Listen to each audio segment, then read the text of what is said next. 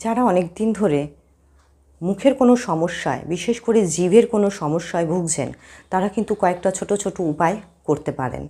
যেরকম হচ্ছে, কাউকে অন্ন দান করতে পারেন। তার সাথে সাথে যাদের কোনো রোগ হয়েছে, কোনো ব্যাধি হয়েছে, অনেক দিন ধরে ভুগছেন, তাদেরকে মেডিসিন দান করতে পারেন। তাছাড়া কুষ্মাণ্ড মানে হচ্ছে কুমড়ো দিয়ে হবন করতে পারেন এবং তার সাথে সাথে রাহুর মন্ত্র জপ করতে পারেন। এগুলো করলে কিন্তু আপনাদের এই জিভের সমস্যা, দীর্ঘদিন ধরে যে জিভের সমস্যা, তার থেকে কিন্তু রেহাই পেতে পারেন। যারা অনেক দিন ধরে মুখের কোনো সমস্যায়, বিশেষ করে জিভের কোনো সমস্যায় ভুগছেন, তারা কিন্তু কয়েকটা ছোট ছোট উপায় করতে পারেন।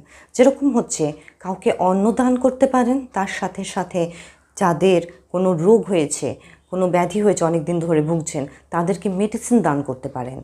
তাছাড়া কুষ্মাণ্ড মানে হচ্ছে